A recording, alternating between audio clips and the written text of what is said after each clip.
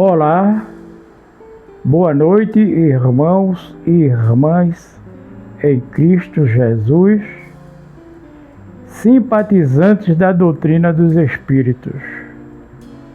Mais uma noite de confraternização.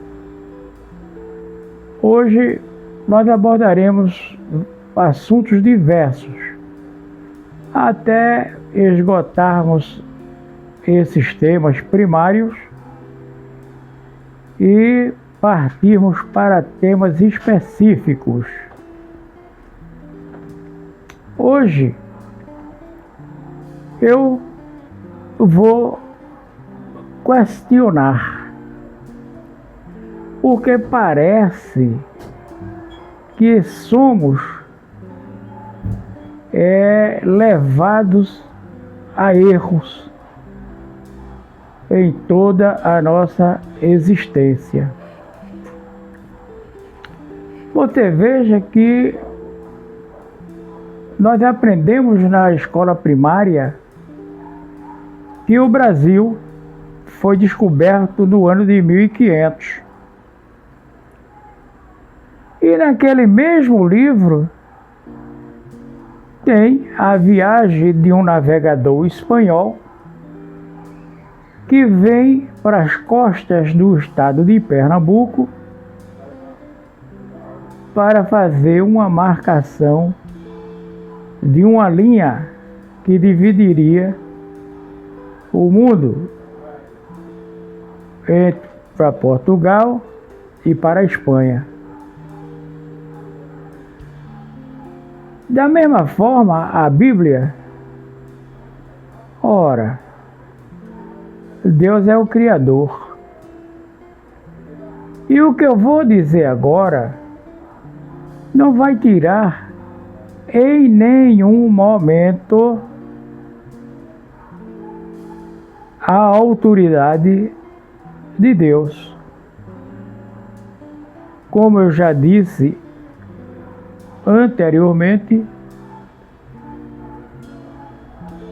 a única religião ou doutrina ou segmento religioso que eu vi definir este ser supremo foi a maçonaria, os Rosacruzes, que o chamam de o grande arquiteto do universo. Quando nós pegamos a Bíblia, em seu primeiro capítulo, que é a Gênese, diz que a terra era oca, era vazia, o que nos leva a crer que ela não existia. Que existia uma escuridão, e sob essa escuridão, a luz do Senhor. A ciência vai descobrir que essa escuridão é uma energia que compõe o universo. Ela descobre que está em 73%, porque os outros 27% já é uma claridade, uma energia branca. E o Espiritismo vai explicar o que é isto. Nós vamos ver em todo o capítulo 1 da Gênese o Senhor a dizer: faça-se, ou, numa versão mais nova, seja feito. E assim vai até o 2º capítulo da Gênese. É ali que você vai começar a verificar que, apesar de tudo ter sido elaborado e formado,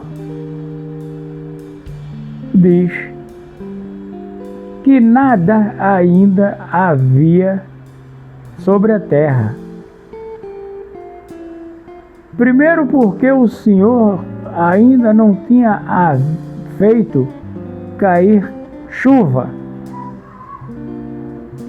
e depois porque ainda não havia o homem para nominar aquilo tudo. A chuva se fazia necessário porque o planeta recém-formado, o Espiritismo vai explicar, dentro de sua base, que é a ciência, era preciso que houvesse aquela chuva para que os ácidos que subiam do resfriamento do planeta recém-formado viesse a se acomodar. É nessa acomodação que começa a surgir no seio da Terra os minerais, para poder surgir a vida propriamente dita no planeta Terra. E assim foi feito. Da mesma forma como no segundo capítulo diz que Deus criou o homem do barro, soprando-lhe nas narinas, dando-lhe vida. Gente, o barro é uma parte, é um mineral. E esse sopro de vida é nada mais e nada menos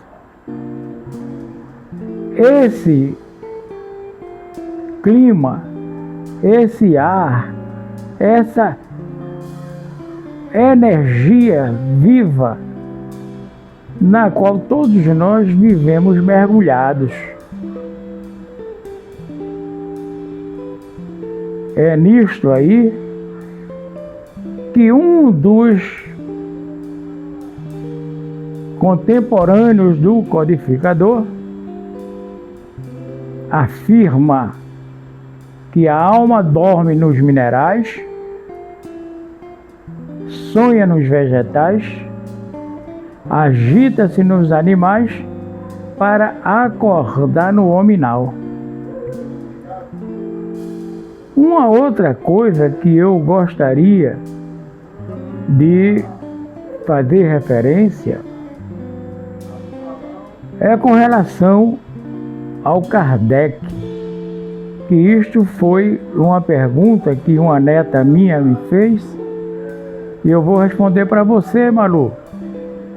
Agora, como espíritas, nós somos reencarnacionistas. Nós cremos na reencarnação. E Kardec foi um sacerdote druida que viveu 3, 4 séculos antes da vinda de Jesus. Veja bem, antes da vinda de Jesus. Se quisermos afirmar que ele criou o Espiritismo, tudo bem. Porque os druidas tinham um código de honra perfeito para a humanidade. Procure ler a respeito dos druidas, dos essênios, que está dentro da codificação espírita. Sabemos de uma outra encarnação de Kardec pós-Jesus, como João Hus, dentro da igreja, sempre reformando os conceitos até então vivenciados ali. E E a terceira revelação sobre Kardec foi o professor Hipólito Denizar.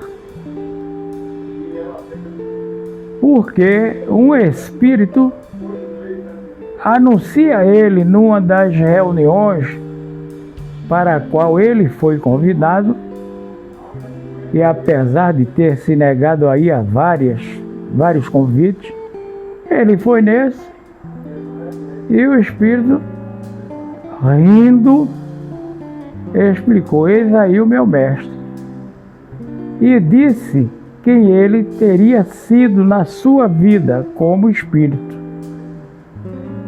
O professor resolveu adotar o pseudônimo Allan Kardec para não influenciar os seus alunos, os seus seguidores, os seus admiradores, já que naquela época ele tinha livros escritos na França, havia participado na Constituição Federal, né, da França. Mas parece-nos que gostamos de sermos enganados. Nós gostamos de ser enganados. Quando as coisas estão tão à nossa vista, tão fáceis, mas é preguiça. É preguiça de raciocinarmos, de estudarmos. E é aí, companheiros e companheiras, que chamamos a atenção para nós que queremos seguir a doutrina dos espíritos, para esses fatos. Foi quando o senhor Rivaio já estava predisposto a regulamentar uma lei pré-existente. Voltando à Bíblia, nós vamos ver em Êxodo todo o preparativo para os sacrifícios. E como nós dizemos nos ditados populares, na terra de sapo, de cócoras com ele, o Senhor enviava os seus profetas com esse intuito, de descer ao mesmo nível nosso naquele período, na rebeldia, na ignorância, para aos poucos nos elevar ao patamar do reconhecimento do Deus único. E foi aí que aqueles profetas viram os sacrifícios serem feitos. O profeta então estabeleceu uma regra. Está em Êxodo. Para em seguida, adiante, Isaías repreender-nos naquele período, dizendo-nos abertamente e duramente: pensas tu que o Senhor se agrada dos teus sacrifícios, o cheiro da gordura a queimar? E pouca gente hoje ainda fala em jejum, sem entender que o Senhor mais quer de nós é o sacrifício dos nossos egos, dos nossos defeitos, para podermos caminhar no caminho dele em busca da luz perdida. vai o Velho Testamento se passando e tem um livro do pregador, um texto que ele diz: tudo que é, já foi, e o que foi, será, indicando-nos que vivemos hoje o nosso passado, existências passadas, e que hoje estamos preparando o nosso futuro. Então cabe a cada um de nós o bom viver dentro dos ensinamentos do Mestre Jesus. Lembremos-nos que quando o cidadão na época foi levar uma oferenda para o Pai, lhes é dito: se lembrares que estás em litígio com um dos teus irmãos, deixa aqui a tua oferenda, retorna, reconcilia-te com o teu irmão e vinde ambos para a oferenda. Então ele já ensinava que nós não devemos ter litígio com nenhum dos nossos companheiros. É a lei do amor. Uma lei perfeita, a lei do Pai eterno. Assim sendo, veio a terceira revelação. Até agora falamos da lei, falamos de Jesus, que é a palavra, e vamos para a terceira revelação, que é a doutrina dos Espíritos. Que faltava uma regulamentação, e os Espíritos ali estiveram.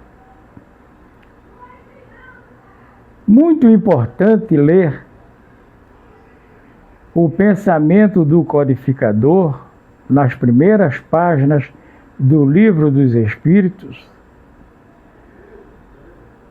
quando ele começa a dizer que tinha que ter uma palavra para cada coisa. E seria preciso a gente nos entendermos. Aí ele fala sobre a alma. Porque uns querem que a alma ela seja uma parte do Criador e na morte a alma volte e se integre a Ele. E sai. Quando na verdade a alma é independente. Ela retorna. Ela retorna, mas para seguir a sua jornada. E é essa jornada que o Espiritismo explica com muita propriedade. Nós vamos entender isto quando adentrarmos os estudos do Livro dos Médiuns. Quando diz, ali, no capítulo 14, alguma coisa assim, que todos nós somos médiuns. Mas isso já foi dito por Paulo de Tarso, quando ele fala dos dons espirituais. Quando ele chama a atenção daqueles que têm o dom de falar línguas diferentes, outros de interpretar o que está sendo dito, os que veem. E é aqui que queremos enfatizar que o Espiritismo é tão claro, tão objetivo, que está dentro da Bíblia. E muitos não querem admitir. Tem uma passagem no Velho Testamento que um dos profetas, cansado, deita a cabeça e diz que via uma escada ligando o céu à terra e seres a subir e a descer, sem saber ele se era em corpo terreno ou espiritual. O Espiritismo explica esse corpo espiritual. Da mesma forma que Paulo de Tarso, lá adiante, ele fala nesse corpo espiritual. Bom, a Bíblia, ela fala muito em números. Será que entendemos? Você veja, Apocalipse fala em 7 corpos. O Novo Testamento são 7 selos, são 7 cavalos, são 7 anjos. Uma numerologia que devemos explorar, mas explorar com carinho, com muita atenção e buscar. É muito profundo, meus amigos, e nós nos propusemos a gravar esses vídeos em 20 minutos. E 20 minutos passa rápido, mas aguarde-nos. Na próxima semana daremos seguimento, já com um tema mais específico, para depois adentrarmos outros temas mais profundos. Que a paz de Deus se derrame sobre todos nós e que fiquem na sua santa e divina paz.